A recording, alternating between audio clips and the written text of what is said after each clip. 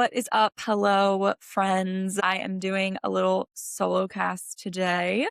It's been a very long time since I've done a solo cast. I think the last one was in like March, maybe. But yeah, it's been a while since I've given some life updates, some endometriosis updates, kind of my future plans, I guess, my plans for the podcast, and everything. And this is just going to be a little chatty little episode, just me and you. How's that sound? So basically, I guess I'll start with moving. I moved in February, not super far, just down the street, really. But my boyfriend and I moved in together, and it's been going very well. But that was obviously a very stressful time. Moving is always stressful. And if you've been listening for a while, then you know my boyfriend has children. Um, he has shared custody, and so we have them for the entire summer, which is both a lot of fun and super exhausting. This week they have all been getting up at like 4 in the morning for God knows what reason. Literally yesterday morning it was like 4 a.m. and there's three of them. The youngest one, or no, the oldest one came in first and laid on the other side of Josh. So I didn't even hear her come in. And then the youngest one came right next to me, and I was like, okay, whatever. And then the middle child came in and crawled right in between me and Josh. And I sat up and I looked at my phone and I saw it was 4 because I was like, oh, maybe it's like 6 or 7, like, getting close to wake up time. Check my phone and it's 4 a.m. And I look over at Josh and I say, this is ridiculous. And he goes, I know. So like, we're going to have to set some rules. We have to sleep in our own beds. And so then I was going to try to put them back to bed. And I take the youngest one first. And he goes, oh, I can't go back to bed. And I was like, why can't you go back to bed? And he's like, well, I peed. And I was like, oh my God. So I was like, I'm not dealing with that right now. So yeah, I'm exhausted basically, but we have so much fun. The reason that I'm kind of sharing all of that is because I have actually slowed down with doing interviews for the podcast. I have a lot on deck, so don't worry. Like I've got quite a few that I have ready to go, either scheduled or like that I still need to edit and stuff. But I did do like right before they got here throughout April and May, I was doing like 3 or 4 interviews a week, just trying to build up a bit of a backlog because I knew I was going to be recording less over the summer. So I am slowing down a little bit for the summer. I mean, I'm still going to have weekly episodes, and you can always check for updates on my Instagram at the health class she deserves if there's ever a week where something happens and I don't get one out. But I've been pretty good about getting them out every Tuesday. Ultimately, I've kind of been playing with the idea of having more, like I want to have other episodes throughout the week, or maybe not every week, but maybe like biweekly or once a month or something. I want to incorporate more where it's not just interviews, whether it's like solo casts or if maybe I invite somebody else on, somebody from the endometriosis community or something. I don't know. I've considered, since my social media presence has grown quite a bit, which is exciting, but also overwhelming. But now that I have like a much larger audience, I'm considering doing something like Q&A or advice episodes or something kind of like that. And my social media accounts are very endometriosis specific, whereas the podcast is a bit broader. But chances are, if I was doing something like that, it would be more endometriosis specific or just chronic pain, cyclical pain in general. I don't know. So if you have any thoughts on that, on the future of the health class she deserves, I would love your input. So you can email me. I'll put my email in the show notes, but it's just autumn@thehealthclassshedeserves.com. No periods or dashes or anything.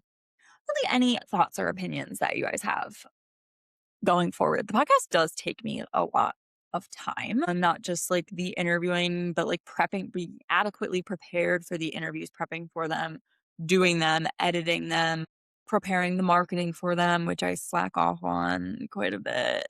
But it takes like it's a lot. There's a lot to do. And that's on top of all of the editing and stuff that I do for social media. I'm a one-woman show.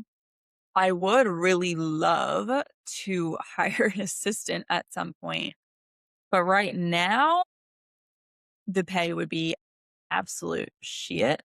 But, but there's like a college student or somebody out there who, is looking for maybe just a couple hours a week, let me know. I'm not hiring immediately, but it is something in the back of my mind that I'm thinking in the next few months, it'd be really nice to have just somebody part time helping me out.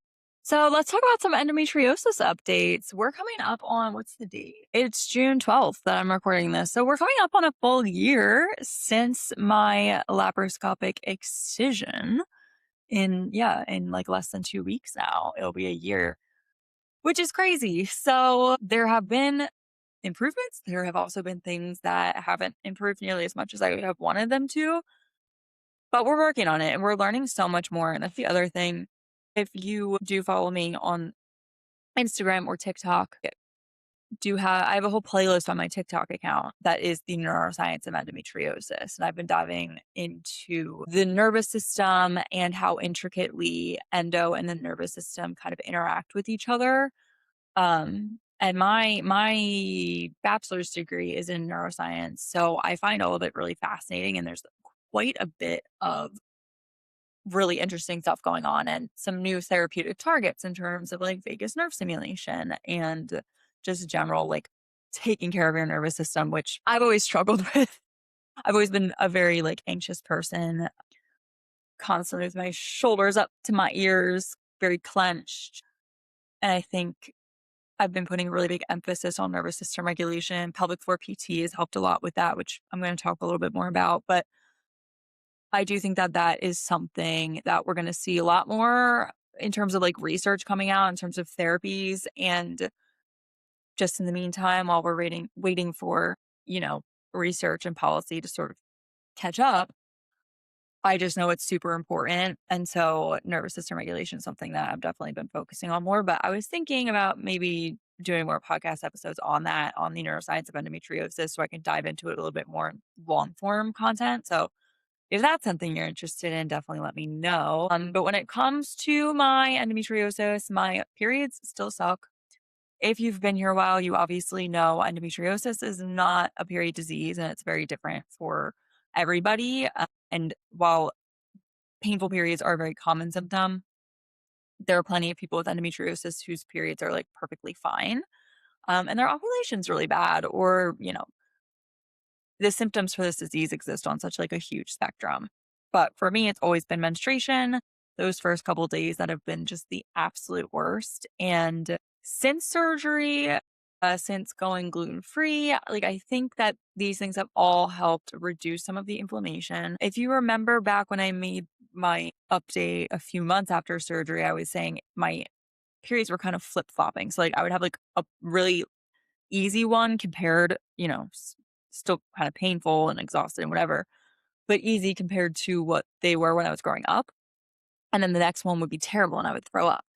And then the next one would be fine and I would get through it pretty easily. And then the next one again would be awful and I would throw up. And it was just like this kind of flip flopping that was going on. It seems to have settled somewhere in the middle.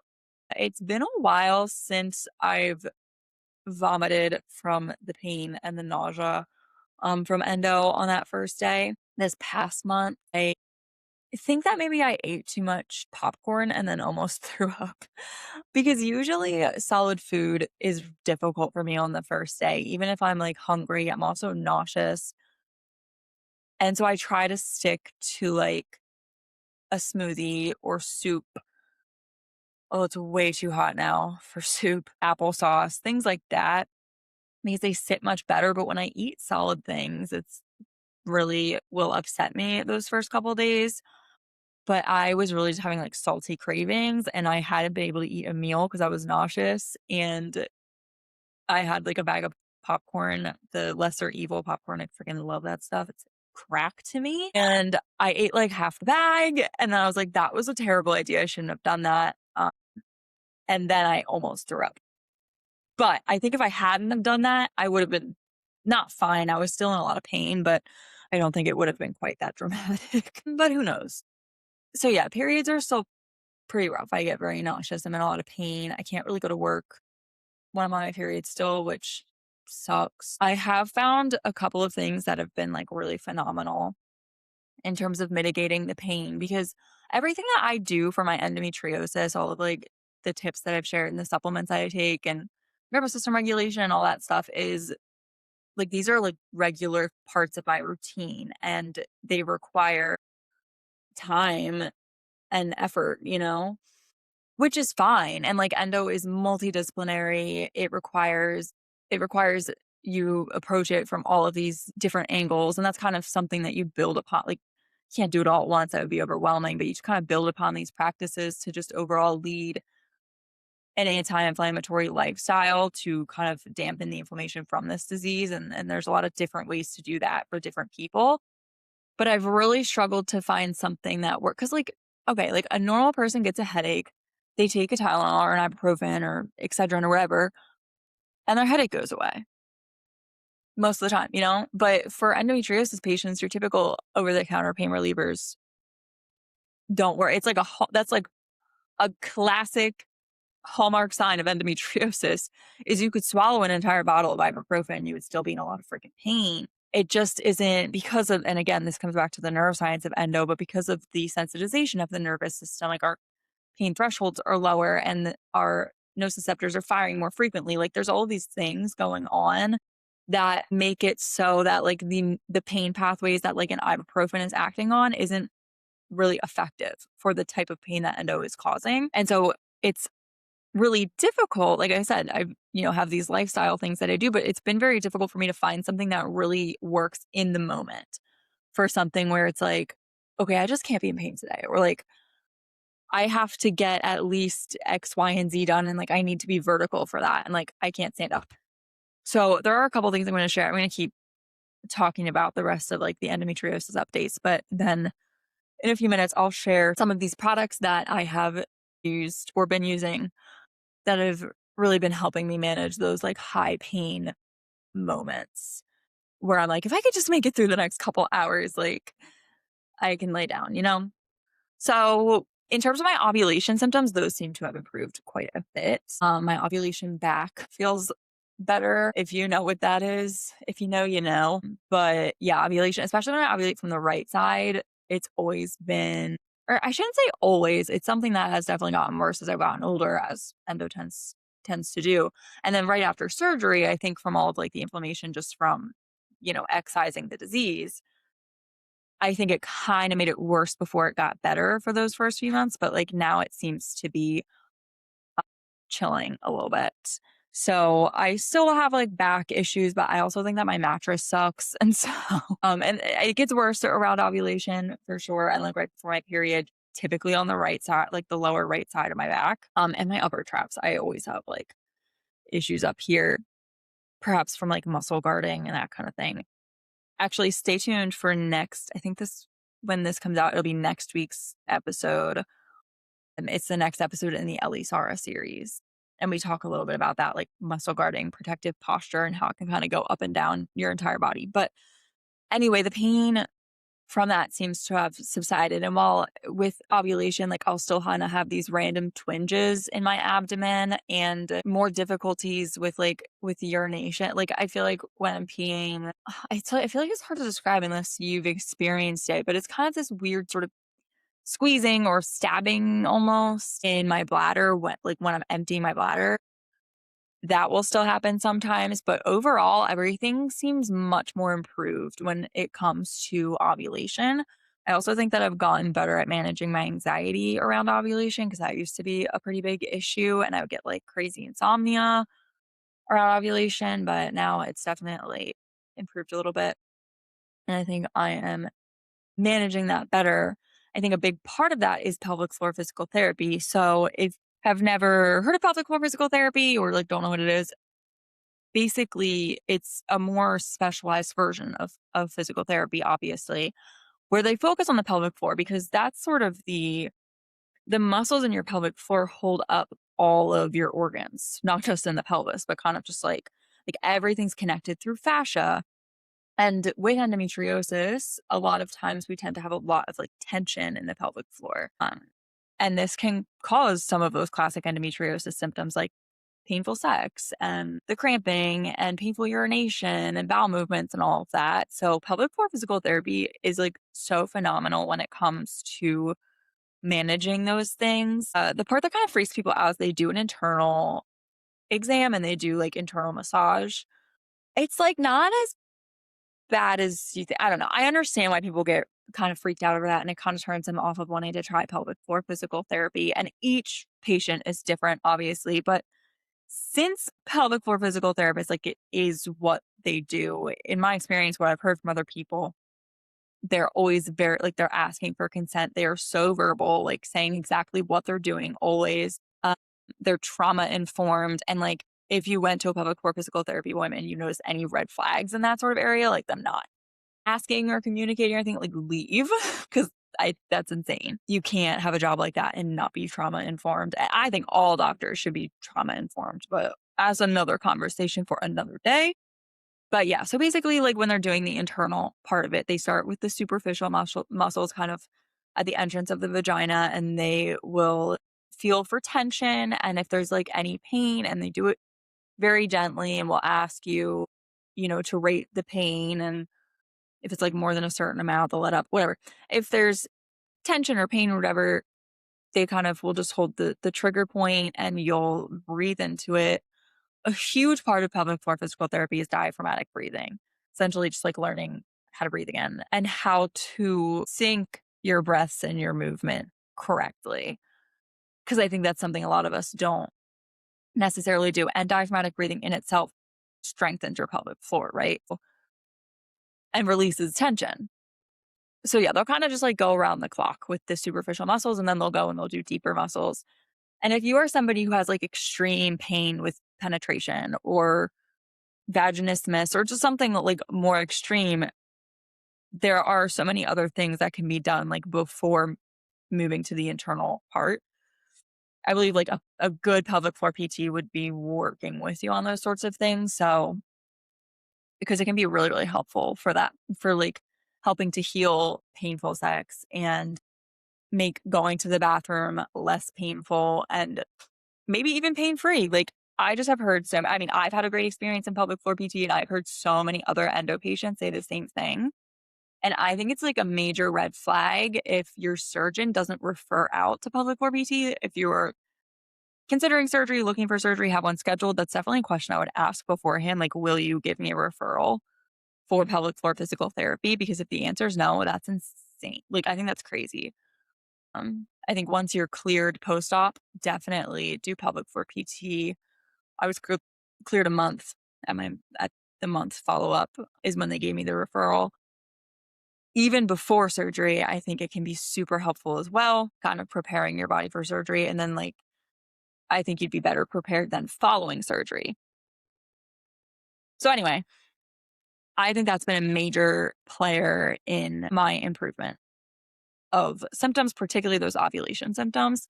And also, if you guys remember, I had like one scar, the scar on the right side was so angry from like day one. It's very raised still.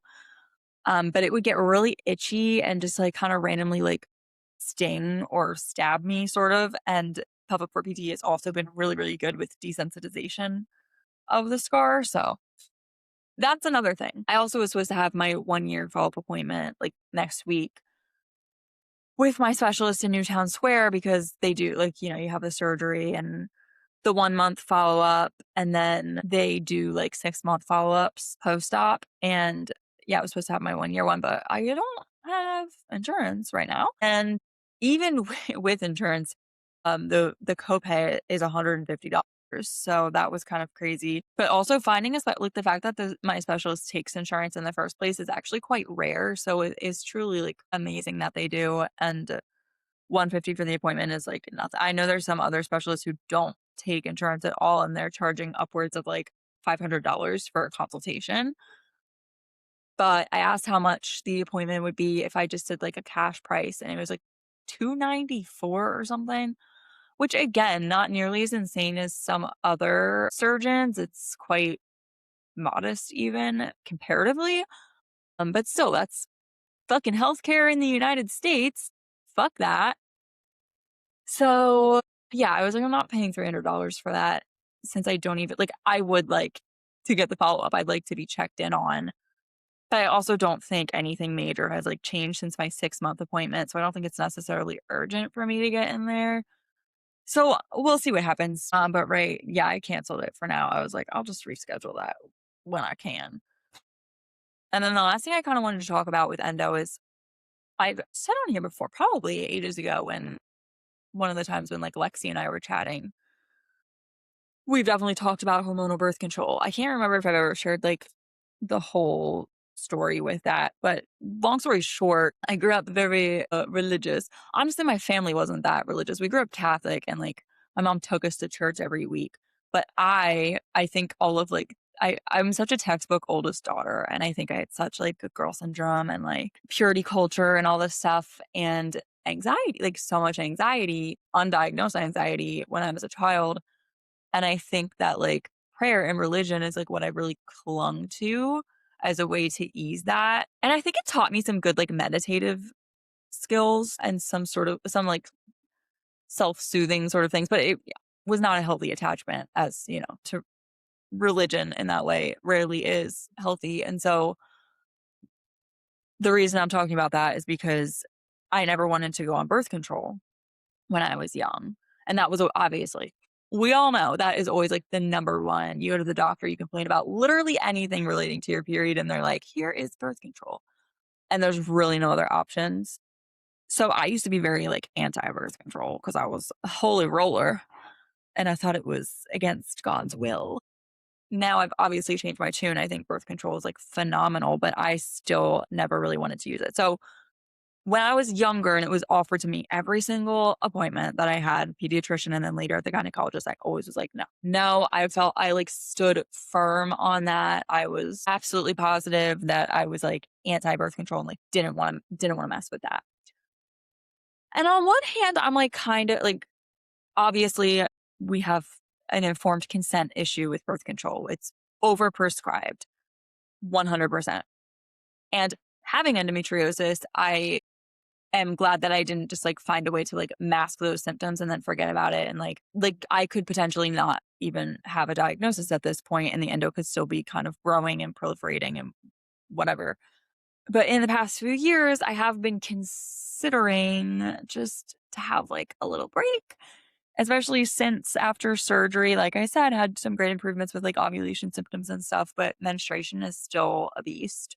And while it's not as intense as it used to be most months, it's still, like, too intense to live my daily life. And I know there's a lot of other things that I can do and can try to mitigate that. And like I was saying, with taking care of the nervous system and all of the wonderful, wonderful people at Elisara.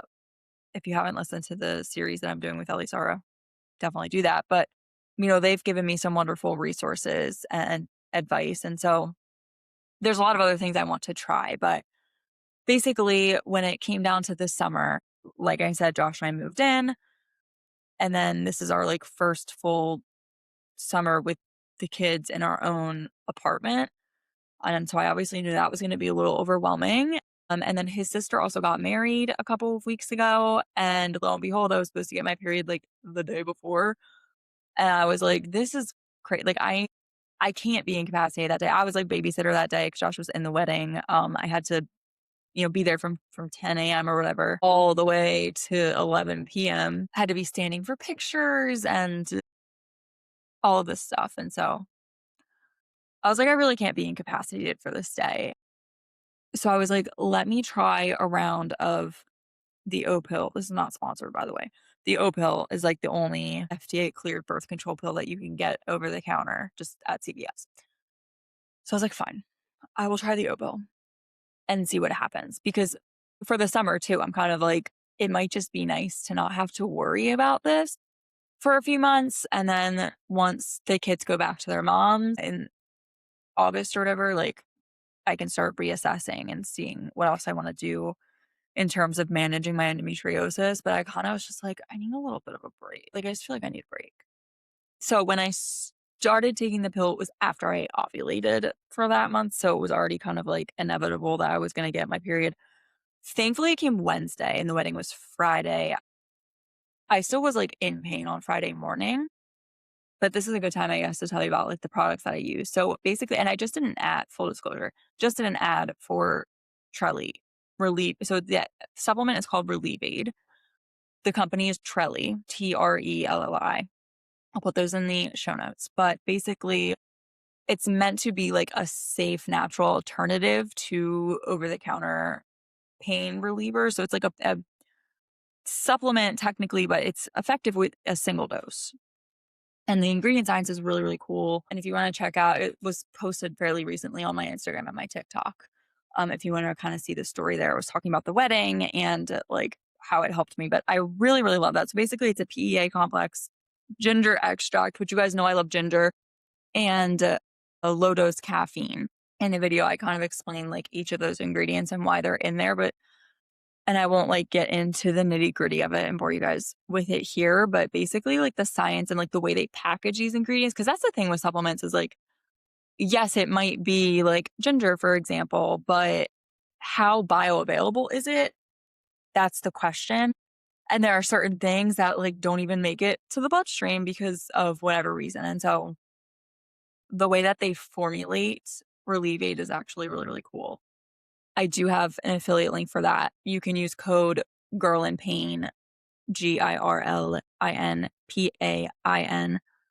all caps, for 10% off. And then the other one's Endoca, which is like CBD oil, like full spectrum hemp oil, raw CBD oil, like really high quality. I really like the brand, really high quality. I've never done like a paid partnership with them, but I have the same affiliate code, Girl in Pain, that you can use for 10% off of them as well. But anyway, those two things together were like chef's kiss, and I was able to get through the wedding perfectly fine. So those are two of the products I was going to share in this episode: Relieve Aid from Chelly and the hemp oil from Endoca. And I'll make sure those are both linked below for you guys. But they were both so helpful for pain and anxiety. It's like I was so stressed that morning, and I remember I was trying to do the dishes and like could barely stand. Like the pain was setting in. I was like, I can't be dealing with this today. And Trelly really kicked the Relieve Aid, really kicked the pain for me. And then the CBD oil was just super helpful in terms of like calming my anxiety. And then also obviously working on the endocannabinoid system, which the PEA complex and Trelly also works on the endocannabinoid system. So both of those things together were so helpful. Were such a helpful combination for that like endo anxiety loop that we all know too well. So yeah, I did have some pain, but we made it through. It was great. Fine. I was like, I'm continuing to take a round of birth control through this I'm like, quote unquote, would be ovulating right now. So I'm going to take it through this like pseudo cycle, I guess, since you're not really cycling with most hormone use. But yeah, I'm just going to kind of see what happens. The oat pill doesn't have like that placebo week. Like you just take it all the way through. So we'll see if I bleed even. Like, who knows? But since the oat pill is a second generation progestin, if you guys want me to dive into that more, let me know the different types of progestin. But second generation progestins are very like testosterone-y. So progestin is just the general term that we use for synthetic progesterones, but there are different types of progestins, different generations of progestins. And the oat pill uses a second generation progestin, and most synthetic progesterone is derived from testosterone, T. And while it like acts as progesterone, it also sometimes kind of acts as testosterone. And more modern formulations and like third and fourth generation are much better at mitigating those testosterone like side effects. But second generation progestins tend to have some of those T related side effects. And so acne is one of them, weight gain, like hair growth. And so far, I haven't really dealt with anything except all of a sudden this morning I woke up and like it seems like I'm getting acne along my chin. And I don't want to deal with that. So anyway, I'll keep you guys posted. But I just want to be transparent because I have never used hormonal birth control before. This is kind of my first go at it. It's obviously not a treatment or a cure for endometriosis. And different patients have had crazy different experience. Like some are like, oh my gosh, I barely have any symptoms using whatever type of birth control. And other people are like, I absolutely went insane and my symptoms got worse on this type of birth control. So we'll see what happens. Anyway, some other products I've been loving, if you follow me on social media, then you've seen me talk about these as well. But my like Pilates ball, do I have it here? Yeah, I do have it here. I can link this one, the Bowl. I don't know what this brand is. This was like super cheap at Walmart, but it's like this half deflated, and you can deflate it to like different amounts depending on your tolerance, how much tension you have, whatever. But you like lay on it in different ways. So I'll lay with it on my abdomen, lay with it in between my shoulder blades, on my sides, and it's really helpful. It's just like relaxing and helps increase blood flow and circulation and release tension and kind of get more like fascial movement, whatever. I don't know technical terms, but my pelvic floor PT told me to get one of these since I did it like in the office and was like, that feels good. And you kind of build up. Like I started with it much more deflated and you kind of build up. But I have really been loving this for the past few months. It's just, it releases a lot of tension. It kind of forces me to focus on my breath. Uh, it's just very useful. And that's just something that I incorporate in my regular routine. And for days when I am in pain or like cramping, I won't lay with it on my abdomen, but I'll do my sides. And I find that really helpful. And if I've been just feeling particularly like hunched over, the 21st century posture, I'll do it with it in between my shoulder blades and like lay on my back with my arms behind my head. And I find that really helpful. And then KT tape.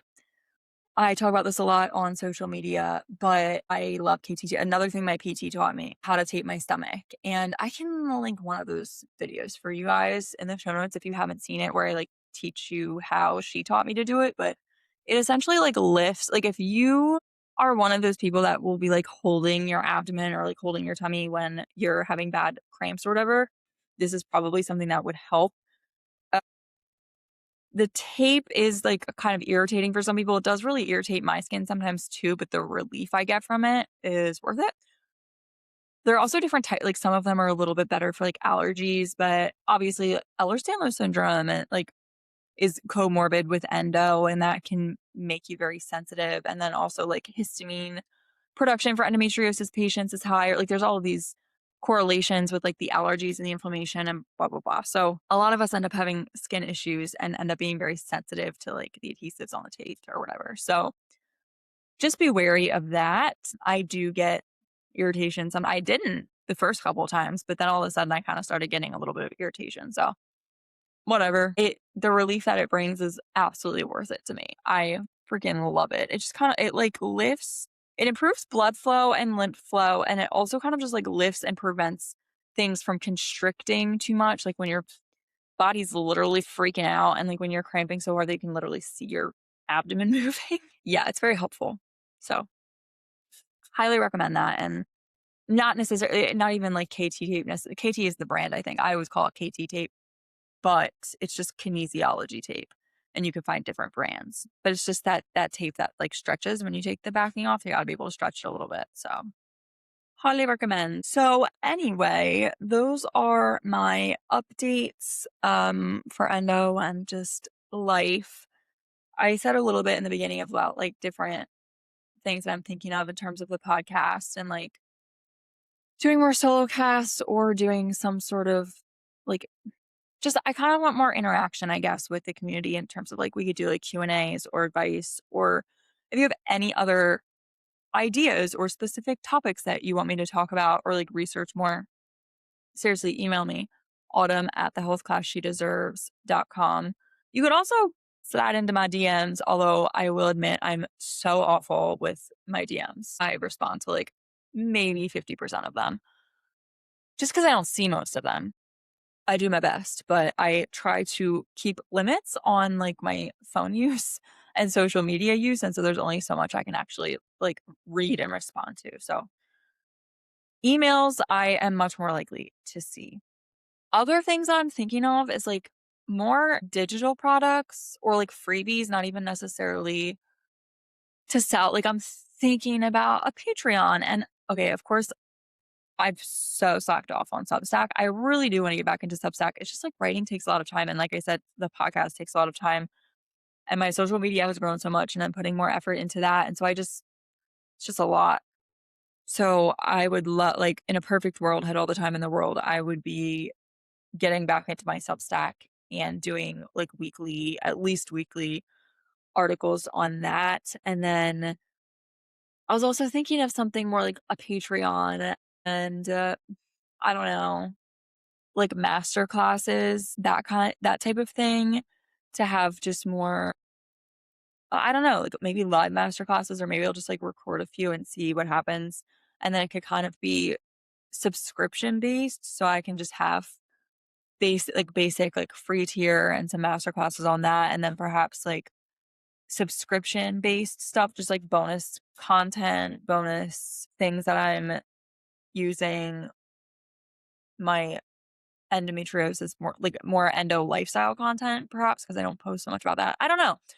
Research that I'm doing because I've been doing quite a bit of research on like different aspects of endo, like for example, the endocannabinoid system, like I was just talking about, like I'm very interested in that now and why weed tends to be like super helpful for endometriosis pain.